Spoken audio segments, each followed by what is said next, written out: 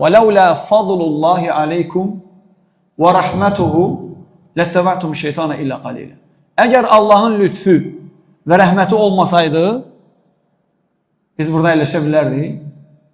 Biz də münkər, şirk, küfür, bidət, xurafat, asiliklər olan məclislərdə olardı. Lakin Allah bizə rəhm edib. Deyir ki, əgər Allahın lütfü və rəhməti olmasaydı, az bir qismimizdə çıxmaq şərti ilə çoxumuz şeytana tabi olardıq. Allahın rəhməti sayəsində biz ona ibadət edir, tövhidi yaşayır, sünnəti yaşayır. Vallahi qardaşlar, Allah nəsib eləməsə insan gözünü də qırpa bilmir.